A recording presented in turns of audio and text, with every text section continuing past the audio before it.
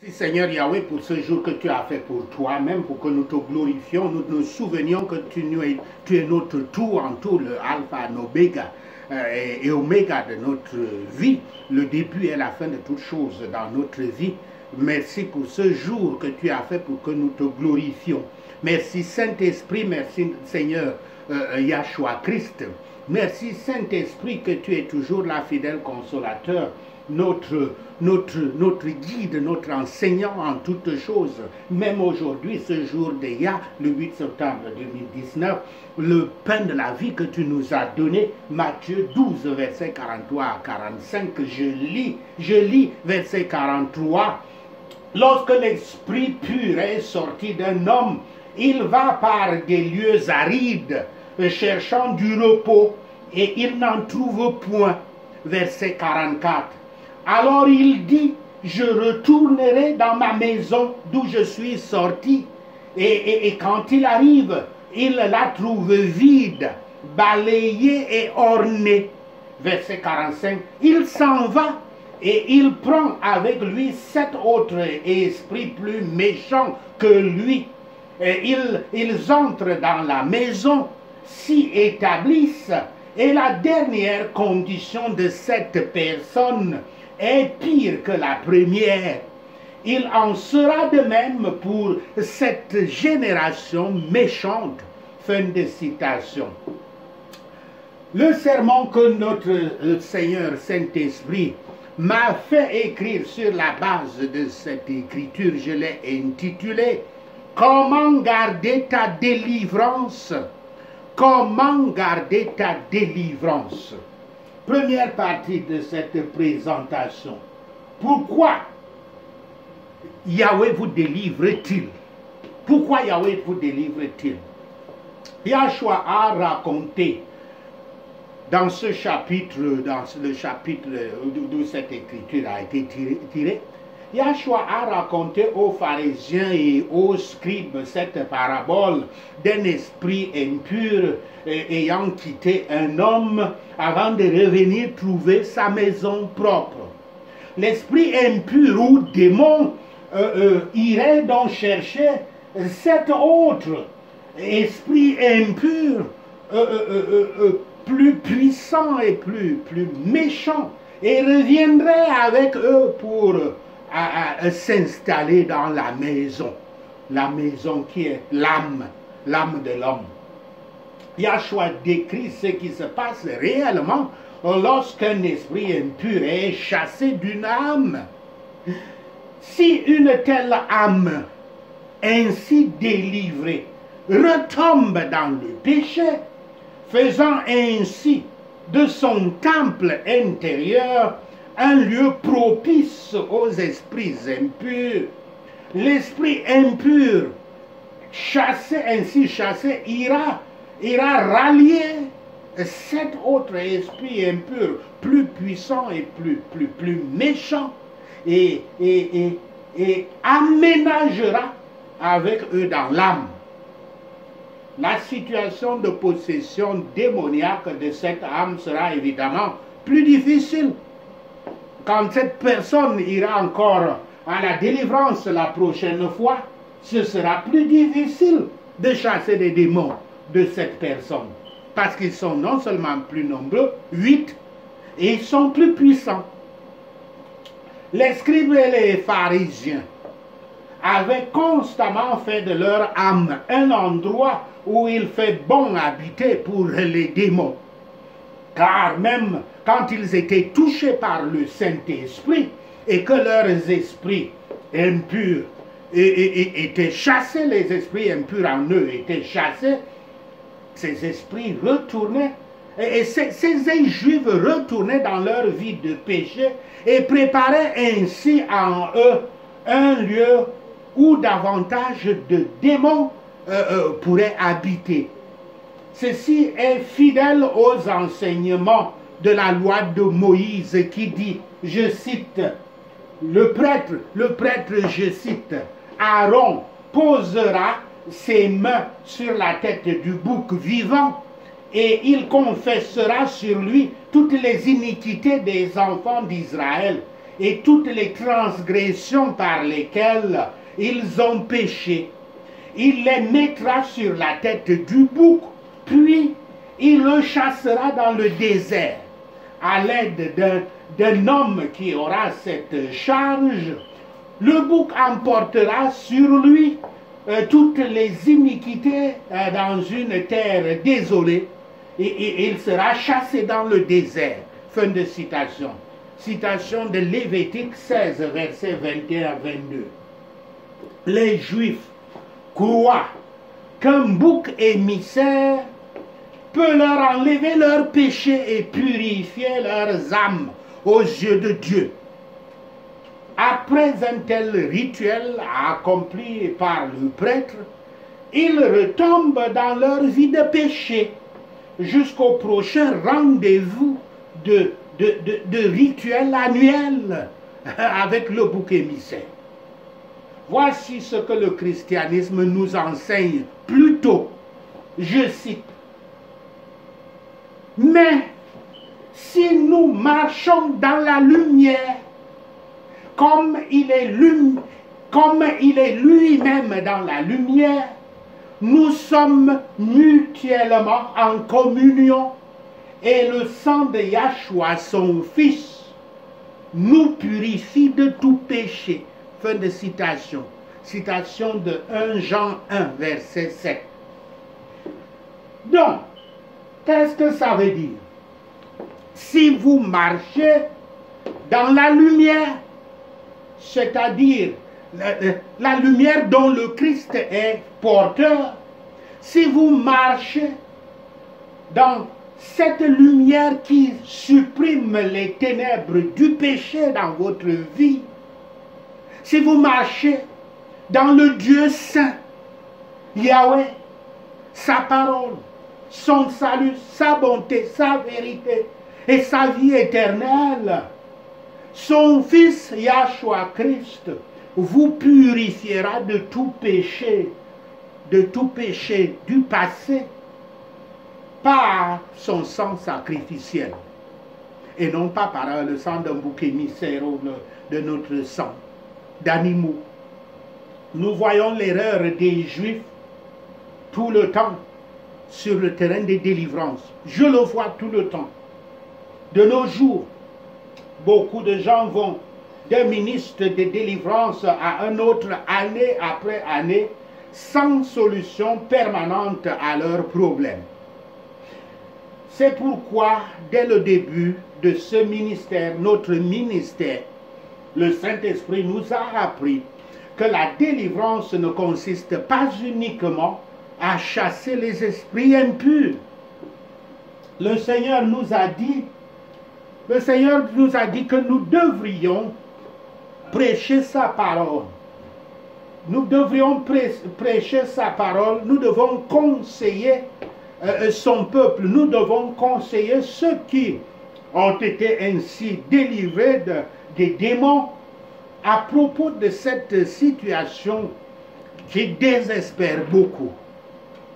Après avoir chassé les esprits impurs, le Seigneur nous a confié la mission d'aider la personne à devenir une nouvelle personne, une personne sainte, un véritable disciple du Christ, un véritable chrétien, selon la parole de notre Père Yahweh qui dit dans Lévitique 20, verset 26, « Soyez saints parce que je suis saint.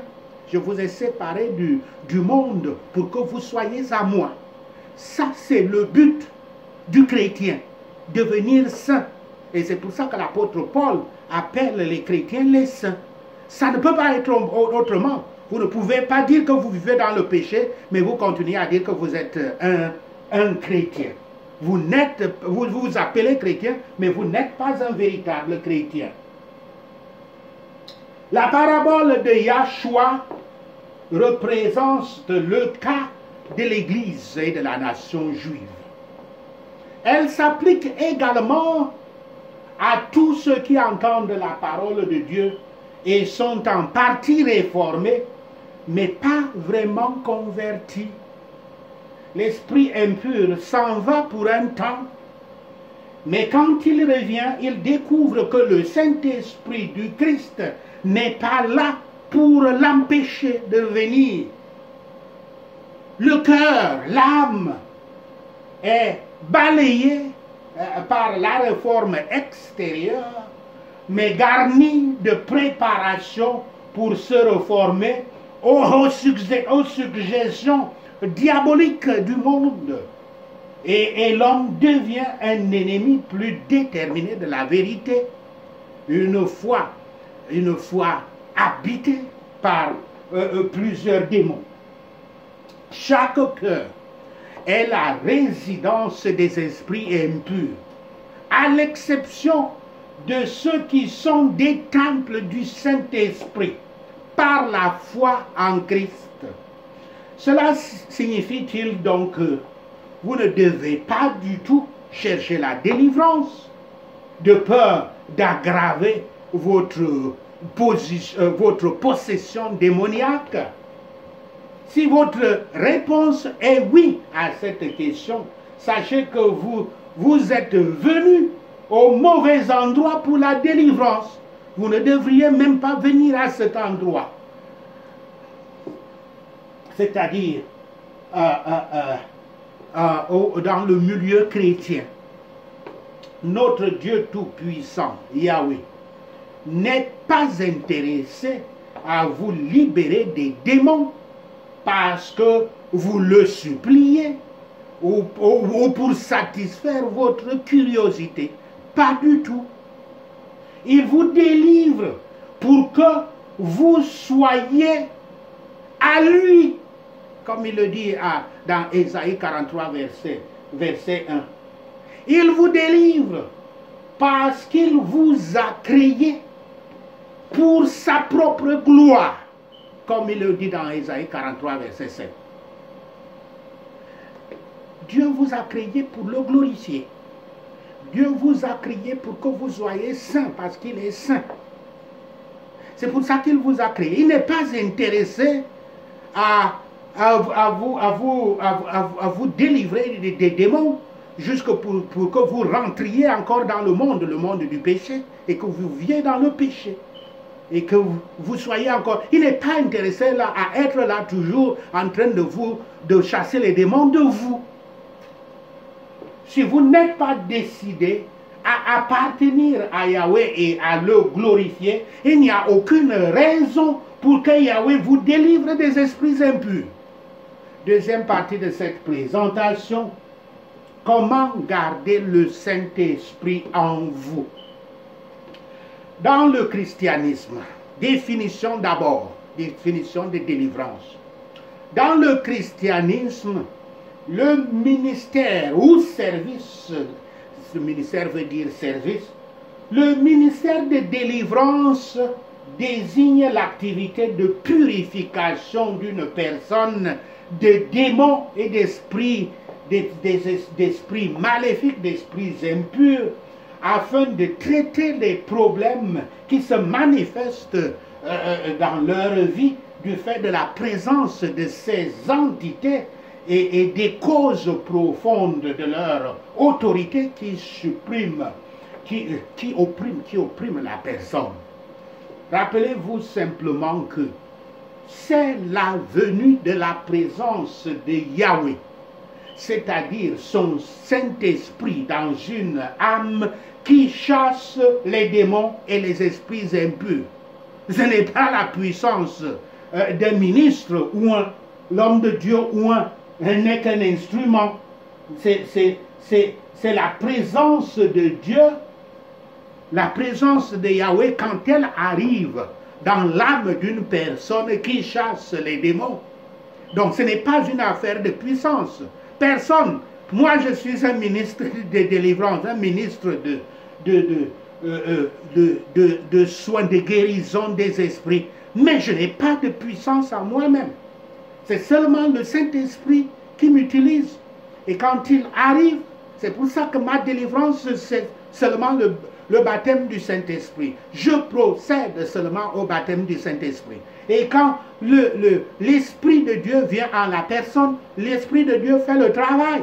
Et je suis là souvent pour interpréter. Expliquons de quoi l'être humain est fait. D'abord, pour pouvoir comprendre. L'homme est composé de 3 corps. Le corps spirituel, le corps physique et le corps âme. L'Écriture dit, revenons au premier chapitre de la Bible. L'Écriture dit, puis Dieu dit, faisons l'homme à notre image, selon notre ressemblance, et qu'il domine sur les poissons de la mer, sur les oiseaux du ciel, sur le bétail, sur toute la terre, et sur tous les reptiles qui rampent sur la terre. Dieu créa l'homme à son image. Il le créa à l'image de Dieu. Il le créa homme et femme. Fin de citation. Citation de Genèse 1, versets 26 et 27. Il est dit, Dieu créa l'homme à son image. Quelle est l'image de Dieu? Est-ce l'image physique, l'apparence physique de l'homme avec ses bras et ses jambes, son oreille, ses oreilles et son nez et ses organes physiques? La réponse, c'est non. Car Dieu est un esprit. Je cite l'Écriture. Dieu est esprit. Et il faut que ceux qui l'adorent, l'adorent en esprit et en vérité. Fin de citation. Citation de Jean 4, verset 24.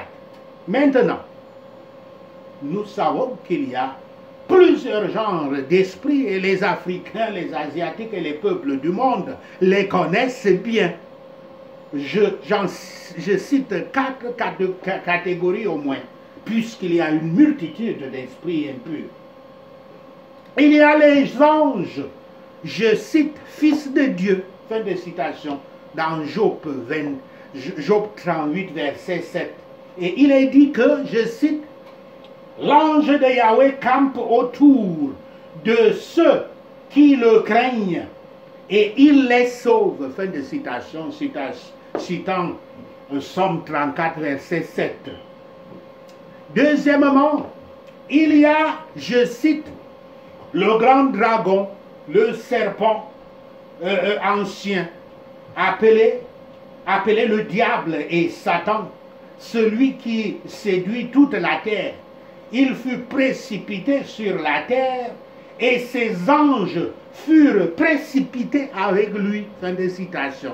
Citation de Apocalypse 12, verset 9. Et troisièmement, pour donc citer ces autres anges, le diable est, je cite, le souverain des démons. Fin de citation. Citant Matthieu 9, verset 34. Et avec l'aide de ces démons, Satan, je cite, induit en erreur toute la terre habitée. Fin de citation.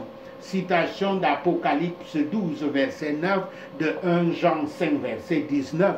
Et il le fait en usant du spiritisme, du genre divination, du genre nécromancie, c'est-à-dire la communication avec les morts, et tout genre de sorcellerie. Ceci pour appâter les humains. Et quatrièmement, il y a les esprits des morts, les esprits et des vivants. Maintenant, est-ce que tous ces esprits sont à l'image de Yahweh? La réponse est non. Car même les bons esprits appelés fils de Dieu disent dans les Écritures qu'ils ne sont pas Yahweh et ne devraient pas être vénérés. Enfin, ne devraient pas être vénérés. Écoutez cette expérience de l'apôtre Jean avec un ange. Je cite. Quand j'eus entendu et vu, je tombai aux pieds de l'ange qui qui me les montrait pour l'adorer. Mais il me dit, garde-toi de le faire. Je suis ton compagnon de service et celui de tes frères, les prophètes, et de ceux qui gardent les paroles de ce livre. Adore Dieu. Fin de citation. Citation d'Apocalypse 22, versets 8 et 9. Ainsi donc, même les bons anges ne sont que des compagnons de service des croyants. Ils ne sont pas l'image de Yahweh. Maintenant, il y a une fois, le soir qui avait suivi le miracle de nourrir 500 personnes, le Christ, marchant sur les eaux tumultueuses de la mer de Galilée, s'approcha du bateau dans lequel les disciples effrayés se débattaient. Matthieu, qui était témoin de l'événement, et raconte ceci, je cite. Ceux qui étaient dans la barque vinrent adorer Yahshua et dire, tu es véritablement le Fils de Dieu. Fin de citation. Citation de Matthieu 14, verset 33. Il n'y eut aucun mot de réprimande de la part de notre Seigneur Yahshua Christ. Pourquoi? Parce qu'il était Dieu quand il était sur terre. Il était Dieu incarné. Et en lui était l'Esprit de Yahweh, qui est l'image de Yahweh. Nous le voyons dans Jean 1, verset 1, Jean 8, verset 58, Jean 10, verset 30. Et ainsi, Yahshua Christ était digne d'être adoré. Yahshua Christ n'est pas un ange. L'esprit en Christ, le Saint-Esprit, n'est pas l'esprit d'un ange. Parce qu'il était Dieu et en lui était l'esprit de Yahweh, l'image de Yahweh. L'image de Yahweh était en lui. Par conséquent, l'image de Yahweh, c'est le Saint-Esprit. Adam fut créé pour la première fois. Pour la première étape de la création de l'homme, il faut créer esprit à l'image du Saint-Esprit de Yahweh. C'est cela que ça signifie. C'est cela que signifie Genèse 1, verset 26 et 27. Ensuite donc, les Écritures disent que Dieu créa l'homme comme un corps physique, je cite. Yahweh Dieu forma l'homme de la poussière de la terre. Fin de citation. Citation de Genèse 2, verset 7, partie A. Première partie. Le corps physique est le corps le plus faible de l'homme, car il est temporaire. Il est tellement faible que le sage Salomon l'appelait vanité. Car comparé à l'éternité, la durée du corps humain est semblable au flash de lumière de la luciole. Vous connaissez les lucioles la nuit. C'est à peu près ça. C'est comme ça la durée de l'existence du corps humain. Ensuite, donc, troisièmement, Dieu créa pour l'homme le corps âme. Quand Yahweh, je cite, souffla dans ses narines un souffle de vie et l'homme devint une âme vivante. Fin de citation. Citation de Genèse 2, verset 7, deuxième partie. Le souffle de vie de Yahweh, c'est ce que nous appelons l'âme, l'âme de l'homme. Et le corps physique et le corps âme sont tous ensemble appelés une âme vivante. Tandis que le corps spirituel laisse souvent l'homme et va dans des endroits où nous nous voyons voyager pendant nos rêves. Le corps physique et le corps âme sont inséparables tant que le corps vit. Le corps lui-même, le corps physique lui-même n'est que poussière, car il devient poussière après décomposition, une fois que le corps âme le quitte. Et nous appelons cela mort, mort terrestre. Car c'est le corps âme qui donne vie au corps physique. Sans l'âme, le corps humain est mort. Le corps âme a au moins 3 organes, si on peut le décrire.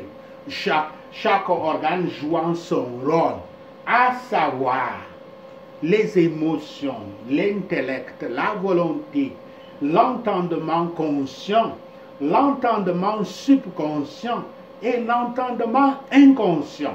Nous avons déjà expliqué cela par ailleurs, ces notions. Le corps âme donne vie au corps humain, au corps physique humain, en le guidant à travers le labyrinthe du monde, embrassant ainsi le monde, embrassant les enseignements et les doctrines du monde, embrassant les règles et les lois du monde, se soumettant à elle. Pour remplir sa mission de donner vie au corps, l'âme finit par soumettre l'être humain, y compris son corps et son esprit, au monde. Vous savez que le monde, quand on parle du monde, c'est-à-dire toute cette organisation qui nous environne, vous savez que le monde a un prince qui le gouverne, à savoir Satan. Même notre Seigneur Yahshua Christ avait interrompu son enseignement et il partit quand Satan, à travers ses armées, s'approchait en disant, je cite, « Je ne parlerai plus guère avec vous, car le prince du monde vient. Il n'a rien en moi. » Fin de citation. Citation de Jean 14, verset 30. Sachez donc ceci. De la Genèse jusqu'à l'Apocalypse, les Écritures saintes nous donnent les conseils pour soustraire l'âme de l'homme de l'esclavage d'Égypte, de la captivité de Babylone, c'est-à-dire de l'esclavage du monde, afin de la soumettre à Yahweh. C'est cela, le christianisme. Le christianisme consiste à amener l'homme à retrouver l'image de Yahweh qu'il avait perdue après la chute de son ancêtre Adam devant le prince de ce monde en commettant le péché originel, qui n'est rien d'autre que le péché de croire que l'on est Dieu, l'on est un Dieu, que l'homme est un Dieu, que soi-même on est un Dieu. C'est le péché originel. Je cite. Alors le serpent dit à la femme, « Vous ne mourrez point, mais Dieu sait que le jour où vous en mangerez, vos yeux s'ouvriront et vous serez comme des dieux, connaissant le bien et le mal. » Fin de citation. Citation de Genèse 3, versets 4 et 5.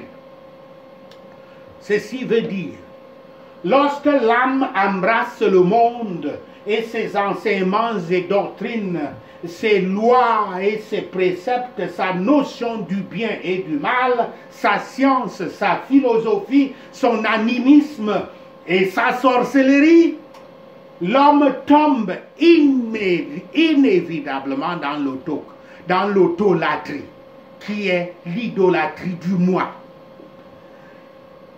Maintenant, comment retrouvez-vous l'image de Yahweh qui est son Saint-Esprit. Comment vous faites pour reconquérir l'image de Yahweh qui avait été perdue par Adam? C'est une prédication biblique. Là-dehors, vous enseigne que vous serez baptisés, je cite, au nom du Père, du Fils et du Saint-Esprit, fin de citation, citant Matthieu 28, verset 19, par l'eau, vous serez baptisés par l'eau, vous serez baptisés par l'eau, et vous regagnerez l'image de Dieu, et vous serez sauvés.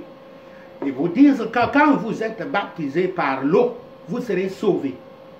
Jean-Baptiste, le dernier des prophètes dans les Saintes Écritures, et qui est aussi le père du baptême d'eau, disqualifie cette interprétation des Écritures saintes comme étant fausse, car il a dit, je cite, « Moi, je vous baptise d'eau pour vous amener à la repentance, mais celui qui vient après moi est plus puissant que moi, et je ne suis pas digne de porter ses souliers. Lui, il vous baptisera du Saint-Esprit et de feu. » Fin de citation, citation de Matthieu 3, verset 11. Le baptême d'eau, par conséquent, est un baptême symbolique, un baptême de repentance, comme le dit Jean-Baptiste lui-même. Le baptême du Saint-Esprit et de feu, par contre, ce baptême qui est administré par Yahshua Christ lui-même, soit directement, soit par l'intermédiaire de ses ministres élus, est le baptême que tous les prosélytes chrétiens doivent rechercher. Et même ceux qui se font appeler chrétiens et qui se rendront compte qu'ils ne le sont pas véritablement, ils doivent chercher le baptême du Saint-Esprit. Car sans le Saint-Esprit en vous, pour être votre conseiller et votre enseignant de toutes choses, comme le Christ l'a défini, que c'est cela sa mission, vous ne pourrez pas passer par le Christ. Et le Christ est quoi? C'est la porte étroite, c'est la voie étroite, c'est la porte droite, la voie étroite vers le salut. C'est le Christ. Vous ne pourrez pas passer, car l'Écriture dit, mais étroite est la porte, resserrez le chemin qui mène à la vie. Et il y en a peu qui le trouvent. Fin de citation, citation de Matthieu 7, verset 14. Ceci veut dire quoi?